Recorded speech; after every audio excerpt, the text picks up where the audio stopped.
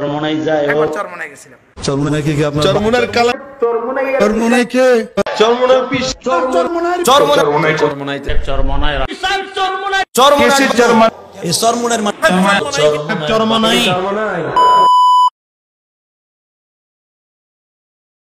জি চরমোনাই কি আপনার বাতিল মনে হয়েছে কোনো সময়? তো তাহলে প্রশ্ন করেন কেন? আলে হক মানুষ, আমাদের মানুষ। জি ভাই, ছোটখাটো টুকটাক সমস্যা তো সব জায়গাতেই কিছু থাকবে, একদম নিখাত পরিপূর্ণ আপনি পাবেন না, কিন্তু মৌলিক জিনিস ঠিক আছে এটা দেখতে হয়। আমাদের আকীদা সহি, আলে হক আকীদার মানুষ। তাদেরকে বলবো আল্লাহর ওয়াস্তে আমরা নিজেরা এই কাদা ছুড়াছুড়ি বন্ধ করি। আমরা চরমোনাইয়ের বিরুদ্ধে কেন বলবো? চরমোনাইয়ের বিরুদ্ধে বললে আমাদের লাভ কি? আমরা এই দেশে হাজার হাজার লক্ষ লক্ষ হক্কানি ওলামায়ে কেরাম বিজ্ঞ আলেম আছে যারা চরমোনাইকে পছন্দ করে। হাজার হাজার বড় বড় আলেম চরমোনাইয়ের ময়দানে যায়, চরমোনাইয়ের স্টেজে বয়ান করে, চরমোনাইয়ের স্টেজে আপনার সম্মেলনে বক্তব্য দেয়। আমরা কেন নিজেদের বিরোধিতা করতেছি? আমি একটা কথা আজকের এই জনসমাবেশে বলতে চাই। আমি ফরিদউদ্দিন চরমোনাই কেন পছন্দ করি?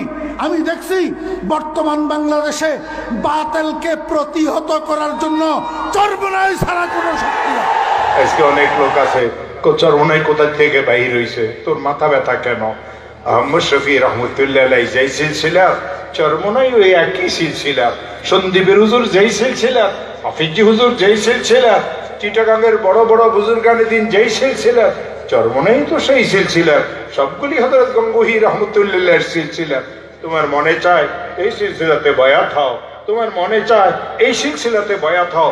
যে বলে চরমোনাই হক সিলসিলা না, সে কোন সিলসিলাকে হক মানে না। যাদের কাছে গেলে জাহান্নামের ফিকির আসে, চরমোনাই যায় হোক, যায় দেখবা জান্নাত আর জাহান্নামের বয়ান যখন হয় তো বৃষ্টির পানিগুলো যেমন পড়ে, চোখের পানিগুলো তেমন পড়ে।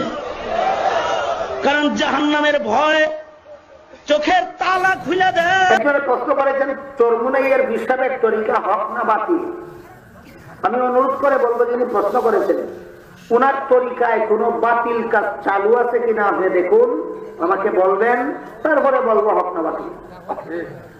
আমার দৃষ্টিতে যদি কোনো লোকের কোনো বাতিল জিনিস ধরা পড়ে না, তাহলে আমি বাতিল খামোখা বলতে যাবো কেন? আগে খোঁজ করে দেখার দরকার কোন বাতিল তার মধ্যে আছে কিনা। নারী মুনিদের সাথে উনি ব্যাপারটা চলেন কিনা, কোন কাজ সুন্নতের খেলাফ করেন কিনা, নফল বন্দেগীর অভ্যাস আছে কিনা, তসবিহ ওজিফা জিকির চালু আছে কিনা, তালাশ করুন। তালাশ করে দেখা যায় যদি আছে এ হক, যদি দেখা যায় নাই এ বাতিল। পীর যদি হইতে দাও তাহলে বর্তমান জামানার পীর হলো একমাত্র আমি যারে মনে করি সঠিক পীর হিসাবে আছে, যিনি খানকাতে পীর, ময়দানে পীর, আল্লামা পীর সাহেব চরমোনাইয়ের যে ফয়জুল করিম সাহেব, ওনার মতো হতে হবে। একমাত্র পীর উনাকে আমি মনে করি। আমি কোন ওনার মুরিদও না হতে পারবেন না, কিন্তু আমি ইদানিং যতগুলো আন্দোলন দেখতেছি, যিনি পীরের লেবাস, যার শব্দ আছে পীর সাহেব চরমোনাই, উনি একজন পীর। পীর হইয়া যদি রাজনীতি করতে পারে, পীর হইয়া যদি খানকা ঠিক রাখতে পারে, পীর হইয়া যদি উনি মাঠে ময়দানে বাতিলের বিরুদ্ধে আন্দোলন করতে পারে, এমন পীর গড়ে গড়ে আমরা চাই, ঠিক কিনা বলো? বাংলাদেশে এমন পীরের দরকার যিনি খানকাতে পীর, ময়দানে বীরের মতো। আগামী দিনের নেতৃত্ব যদি আল্লামা মামুনুল হক সাহেব দেয়, ফয়জুল করিম সাহেব দেয়, আমরা তাদের পক্ষে আছি ইনশাআল্লাহ।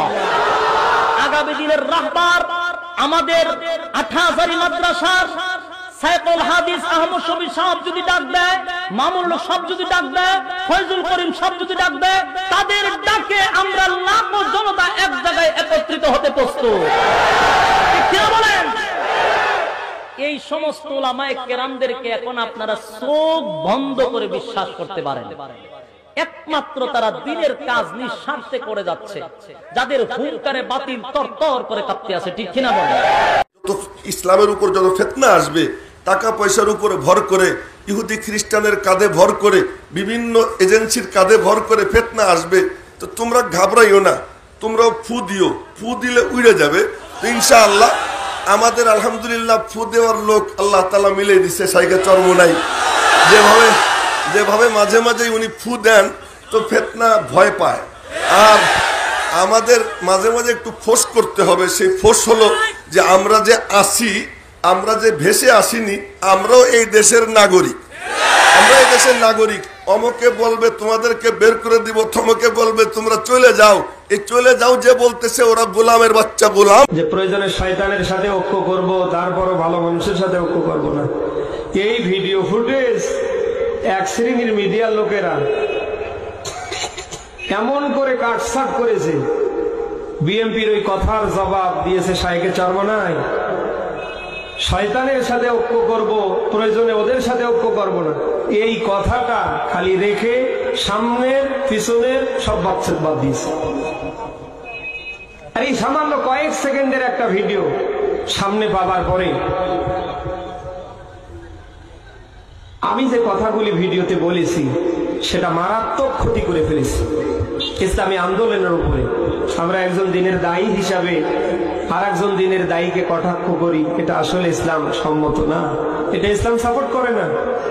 সে আমার একজন দিনী ভাই, আমি তার একজন দিনী ভাই। আজ আমি তার বিপক্ষে কথা বলছি, কালকে তো সে আমার বিপক্ষে কথা বলবে। এক কথা বলবে কেন? জামাতি ইসলাম বলেন, চরমোনাই বলেন, তাবলিগ বলেন, জমিয়ত বলেন, হেফাজতে ইসলাম বলেন, যত ইসলামিক দল আছে সবগুলি আল্লাহ রাজি খুশির জন্যই কাজ করছে। আমি কেন তাদের পক্ষে বিপক্ষে কথা বলবো বলেন? আমার মিডিয়ারা হুজুরের মুখ থেকে যা শোনেন শুরু থেকে শেষ পর্যন্ত দেবেন। এমন এমন কিছু হট কথা কাটার পরে আপনারা ছেড়ে দেন, সেটা দেখে এক পক্ষ সমালোচনা করতে বাধ্য হয়। আজকে বিভিন্ন জায়গা থেকে আমারে মানুষ ফোন করে বলছে, হুজুর আপনি কাজটা কেন করলেন? এটা তো পুরো ইসলামী আন্দোলনের উপরে, ইসলামী আন্দোলনের নেতাকর্মীর উপরে চলে যাচ্ছে, আপনি এটা কেন করলেন? ইসলামী আন্দোলনের কোন নেতাকর্মী কি শয়তানের সাথে ঐক্য করতে চায়? আমি প্রত্যেকটা ভাইকে বলেছি, ভাই আসলে সামান্য কয়েক সেকেন্ডের এই ভিডিও ফুটেজ দেখার পরে আমি যা বলেছি, আপনি শোনার পরে যতটুকু না কষ্ট পেয়েছেন তার চেয়ে বেশি ব্যথায় আমি ব্যথিত হয়েছি। চরমোনাইকে অন্য দিকে মনে করতাম, আমি তো বুঝতেছি তাদের মতো সুন্নতের উপর আমল করেন আর কেউ নাই। সাথে সাথে ঘটনা বললেন কি, এখনো যে রুমে বসেন নাই, দরজায় দাঁড়ানো, বলছেন যে পায়খানায় গেছে একজন, বাইরে হওয়ার সময় ডাইন পাও দিয়ে বাইরে হতে দেখে তারা ধাক্কায় ঢুকে দিছে। তুই সুন্নতের খেলাফ করস কেন? বাম পাও দিয়ে বাইরে হো, ডাইন পা দিয়ে বাইরে হো। ঢুকার সময় বাম পা, বাইরে হওয়ার সময় ডাইন পা। সে বাম পা দিয়ে বাইরেতে ছিল। কয় ভাই এইরকম যদি সময় সুন্নতের উপর আমল করত, দেশ পরিবর্তন হয়ে যেত। এই মন্তব্য আমার উস্তাদ মুকররম প্রিয় উস্তাদ হাজর মোল্লা হামসাউদ। চরমোনাই হক না হক এটা বুঝার জন্য আমি কাসিমি সাহেবের আমার নামের সাথে কি লেখা, কাসিমি সাহেব লেখা। আমি দেওবন্দে লেখাপড়া করছি, দেওবন্দে ঘাস কাটছি না আমি দেয়া। আমি 30 বছর 31 বছর হাদিস পড়াই, বুখারি পড়ে আজ 18 বছর যাবত। আমি কি চরমোনাই হক না হক এটা বুঝার জন্য কারো কাছে এলেম ভাড়া করার প্রয়োজন আছে? সুতরাং ওলামায়ে কেরামকে বলছি, আজকে বিক্ষিপ্ত হয়ে গেছে। আল্লাহ তাআলা তার কালামে পাকের মধ্যে পরিষ্কার ঘোষণা করছেন, ওয়াতাসিমু বিহাবলিল্লাহ ওয়াতাসিমু বিহাবলিল্লাহি জামিআন ওয়ালা তাফাররাকু। বিক্ষিপ্ত হয় না, বিচ্ছিন্ন হয় না। আজকে জনসাধারণের চাইতে যারা সাধারণ রাজনীতি করে এদের চাইতেও উলামায়ে কেরাম আরো বেশি বিক্ষিপ্ত হয়ে গেছে। 2 বছর পরে দারুল উলুম দেওবন্দের মুফতি আজম, যিনি এশিয়া মহাদেশের মুফতি আজম, মুফতি হাবিব রহমান খায়রাবাদী সাহেব আসলেন চরমোনাই। তো আমি হুজুরের সাথে বসি একটু রসিকতার সাথে কইলাম, আল হযরত आप कैसे चरमोनाई में आ गए, आपने केमने चरमोनाई चले असलेन? हमारे बांग्लादेश के उलमा तो चरमोनाई के बारे में एतराज करते हैं, कहते हैं ये सही जमात नहीं है, इसमें ये चीज है, ये चीज है, ये चीज है, ये चीज है। আমি একেবারে হযরতের সামনে চরমোনাই বিরুদ্ধে যত কথা আসিল একদম মজবুত ভাবে বলা আরম্ভ করছি। সেখানে চরমনায় বড় বড় নেতারা ছিলেন, আমার স্মরণ নাই হুজুর ছিলেন কিনা, হয়তো ছিলেন, কিন্তু বাকি আমার কয়েকজন নাম লেখা আছে। তারা চোখ উল্টে হয়েছে, আল্লাহ আমি কেন মুফতি সাহেব হুজুরকে চরমনায়ের বিরুদ্ধে বলতেছি? আমি তো বলি বন্ধু, আপ মুঝে सवाल ये है, ये एतराज हैं, ये इनके आमाल हैं, अब आपसे पूछना है, फतवा तलब करना है, ये चरमनाई हक है या बातिल है। দিলটাকে যদি এইভাবে তৈরি করেন, আমার নবী যখন ওয়াজ করতেন সাহাবা একরাম কেন ওয়াজের মাঠে চিল্লাইতেন? কেন কেন? এই চরমনায়ের মাঠে যাই দেখো পাগলগুলো কেন চিল্লায়। তাকে তোমরা পাগল কও, কি লেগে পাগল কও? ওর কাছে যখন জাহান্নামের বয়ান শুরু হয় মনে হয় জাহান্নাম হাতে সামনে, তখন ঘর মোড়ায় এমনি মোড়ায় এমনি মোড়ায়, মনে হয় ওর সামনে জাহান্নামের আগুন এখন বুঝে থাবা মারবে, এই জন্য চিল্লায়। তুমি আর আমি বুঝবো না, কোনো ইশকের মাঠে তুমি আর আমি যাই নাই, এই জন্য কবে করে কিরম বান্দরের মতো না। এ কথা বলো না। নবীর কিছু কিছু সাহাবী ছিল, ওরা জাহান্নামের বয়ান শুনে শিক্ষার দেশিতে পড়ে দিয়েছে। আলহামদুলিল্লাহ বলতে পারলেন না? কিয়ামতের মাঠেও পড়ে যাইবা শিক্ষার দিয়া। তুই চাইতেছো চরমনার বাতি যেন জমিন থেকে নিভিয়া যায়, আর আমি আল্লাহ যদি চাই চরমনার এই জিকিরের আওয়াজ চলবে, তোর বাপেও বন্ধ করতে পারবে। যতই বিরোধিতা করবি, যতই লেখালেখি করবি, যতই জবান দিয়া উল্টা পাল্টা বলবি, তোর জবানের ক্ষতি হবে, তোর হাতের ক্ষতি হবে, চরমনার কোনো ক্ষতি হবে না। আলাইকুম ওয়া রাহমাতুল্লাহি ওয়া বারাকাতুহু। নাহমাদুহু ওয়া নুসাল্লি আলা রাসূলিহিল কারীম, আম্মা বাদ। আমি ভূমিকা ছাড়াই দুই চার কথা আপনাদের সামনে আরজ করব। প্রথম কথা হলো, আজ জীবনের প্রথম আসলাম এখানে, এবং এসে আমি অভিভূত।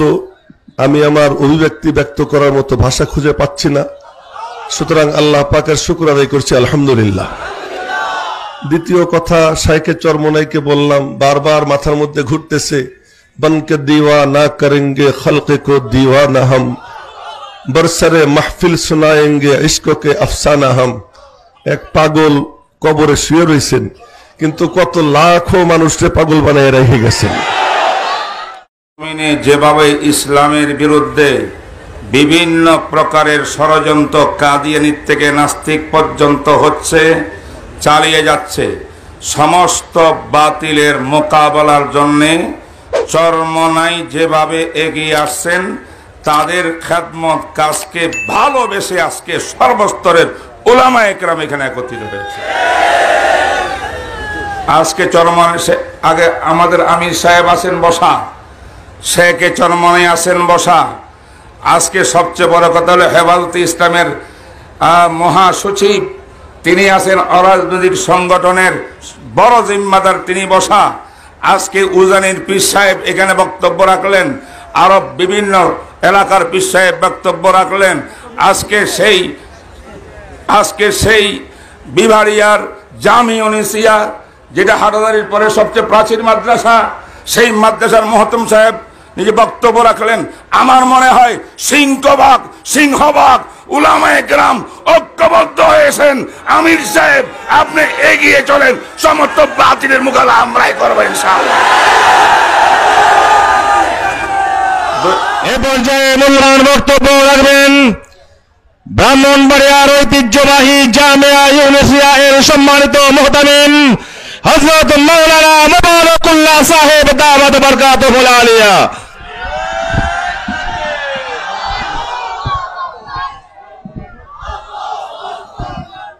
নাহমাদুহু ওয়া নুসাল্লি আলা রাসূলিহিল কারীম, আম্মা বাদ।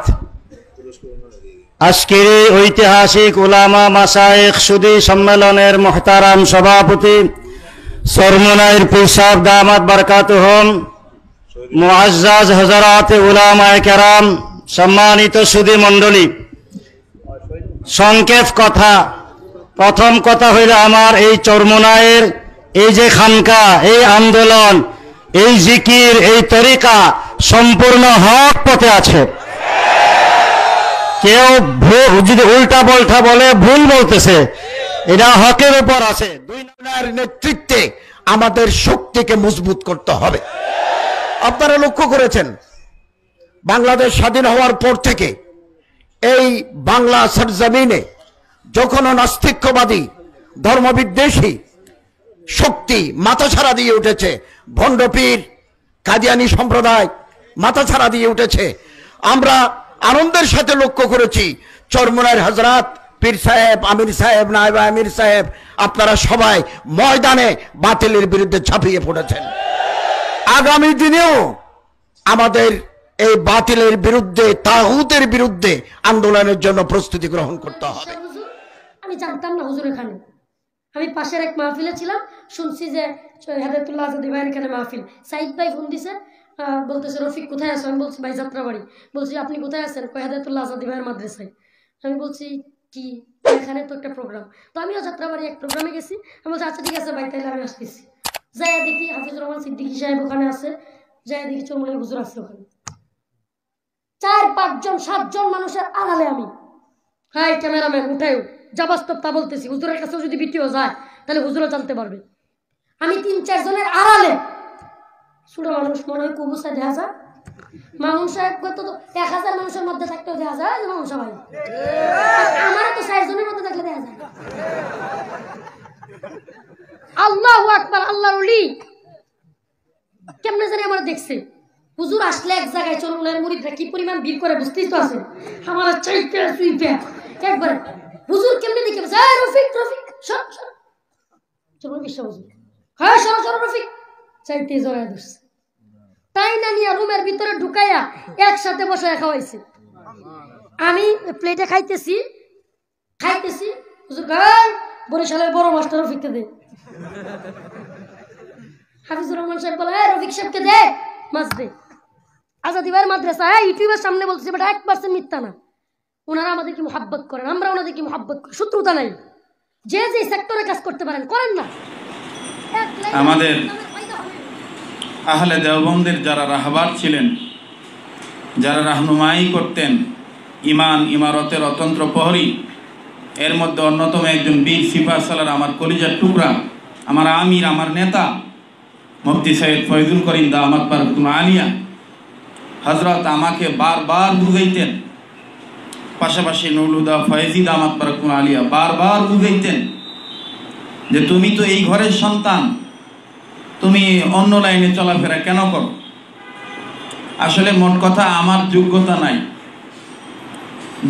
নাই, যোগ্যতা অর্জন করার জন্যে যোগ্য ব্যক্তিদের কাছাকাছি দৌড়াই, কখনো তাদের জুতা সোজা করে দেই, কখনো তাদের ওযুর পানি আগায় দেই। যার কারণে বলতেছি যে নিসবতে আমরা একত্রিত হওয়া, হযরত ইসহাক সাহেব রহমতুল্লাহ আলাই উনার জীবনটা যেইভাবে কাটছে আর যেইভাবে কাটায়া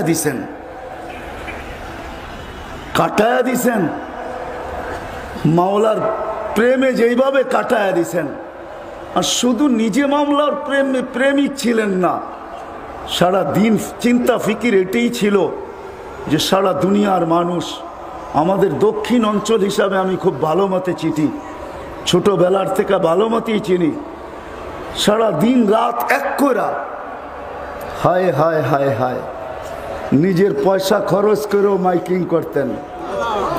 হ্যাঁ আমরা ছোটবেলা দেখছি এবং শুনছি, নিজের পক্ষ থেকে, কারো পক্ষ থেকে না, এক এলাকায় যাইতেন, মানুষকে জমা করতেন, আর উদ্দেশ্য এটাই ছিল যে প্রত্যেকটা মানুষ মাওলাকে পাওয়া যায়।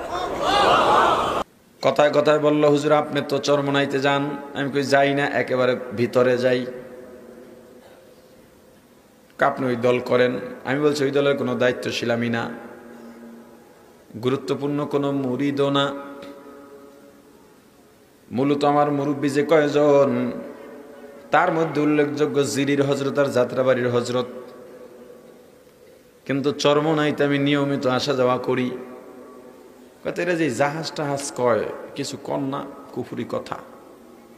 যে লোকটা আমাদের কইতেছে ওরে হাফ প্যান্ট খোলা ছাড়া মুসলিম না মুসলিমে বোঝা মুশকিল।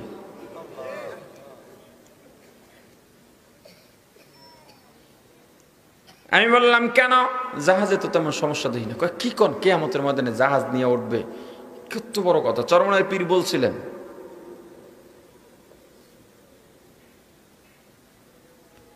কিয়ামতের ময়দানে রশিদ আহমদ গাঙ্গুহি, হাজী ইমদাদুল্লাহ মুহাজির মক্কি রহিমাহুমুল্লাহ বড় বড় জাহাজ নিয়ে উঠবেন। একটা উদাহরণ দিয়া বলছেন, যখন নদীর মাঝে সাগরের মাঝে জাহাজ যায়, বড় বড় তুফান, ওই তুফানে যখন জাহাজটা ভেঙে যায়, মানুষ তক্তা ধরেও বাঁচতে চায়, অথবা জাহাজের মধ্যে যারা থাকে তারাই আল্লাহর ফজলে নিরাপদ থাকে। কথা বলেন ঠিক কিনা?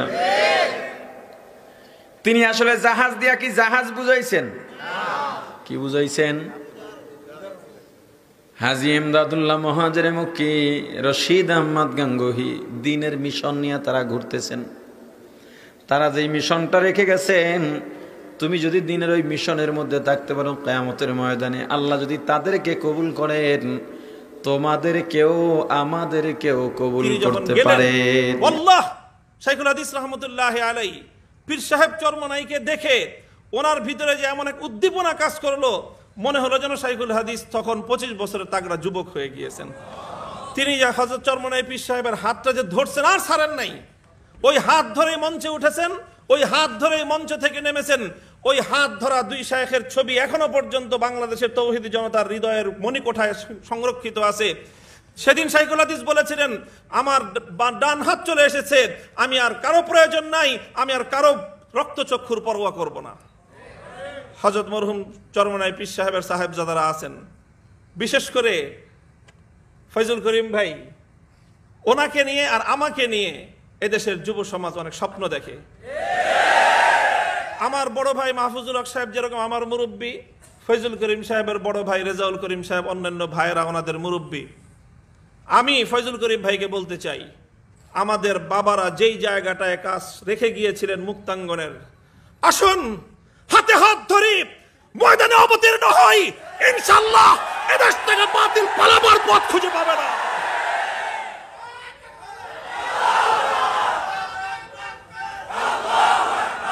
ইনশাআল্লাহ সুম্মা ইনশাআল্লাহ। এগুলো শুধু কথার কথা নয়, শুধুমাত্র মঞ্চ গরম করার বক্তব্য নয়। আমি হৃদয়ের গভীরতা থেকে বলছি, ফয়জুল করিম ভাইয়ের সাথে দীর্ঘ বহুদিন আগে, যখন তিনিও ফয়জুল করিম না আর আমিও মামুনুল হক না, তখন আমরা দুইজন পল্টনের ওই সোহাগ হোটেলে বসে ফালুদা খাইছি। উনি আমাকে আপ্যায়ন করেছেন, বলেছিলেন যে মামুন ভাই আসেন, আমরা ঐক্যবদ্ধ হই এবং দীর্ঘ লং টার্ম পরিকল্পনা নিয়ে আমরা কাজের ময়দানে অগ্রসর হই। আমি সেই কথা স্মরণ করিয়ে, ভাইয়ের স্মরণ আছে কিনা জানি না, আমার স্পষ্ট মনে আছে তিনি আমাকে আপ্যায়ন করিয়েছিলেন জোর করে। তো সেই জায়গাটা থেকে আসুন আমরা হাতে হাত রাখি। দীর্ঘমেয়াদী আমাদের বড়রা ঐক্য গড়েছিলেন। শাইখুল হাদিস এবং চরমনাই পীর সাহেব রহমতুল্লাহ আলাই বাংলাদেশে ইসলামী আন্দোলনের জন্য যে ঐক্যের ভিত তারা তৈরি করেছিলেন, নানা অনভিপ্রেত কারণে, অনাকাঙ্ক্ষিত অনেক কারণে তার মধ্যে অনেক সময় ব্যাঘাত ঘটেছে, কিন্তু কখনোই ইনশাআল্লাহ আমরা এতটা দূরে সরে যাইনি যে আমরা পরস্পর একে অন্যের শত্রুতে পরিণত হব, আলহামদুলিল্লাহ। তবে আমাদের মধ্যে কাঙ্ক্ষিত যে ঐক্য, কাঙ্ক্ষিত যে নৈকট্য, কাঙ্ক্ষিত যে একতা দরকার, সেই একতার মধ্যেও আমরা নেই। কাজেই তবে এজন্য আমাদের ভবিষ্যতে আরো ইস্পাত কঠিন, দৃঢ় মজবুত ঐক্যের ভিত তৈরি করা দরকার। আমরা ইনশাআল্লাহ বসবো, আলোচনা করব, অতীতের ভুলগুলো থেকে আমরা শিক্ষা নিব, অতীতের কি কি কারণে আমাদের ঐক্যগুলোর মধ্যে বিভিন্ন সময় সমস্যার তৈরি হয়েছে, সেই ছিদ্র পথগুলো বন্ধ করে জবাবদিহিতার মাধ্যমে ইনশাআল্লাহ ঐক্যবদ্ধ প্ল্যাটফর্ম তৈরি করে আল্লাহর জমিনে ইসলামী শাসন ব্যবস্থা, খেলাফতের ঝান্ডা উড্ডীন করে মঞ্জিলে মাকসুদ পর্যন্ত আমরা পৌঁছবো ইনশাআল্লাহ।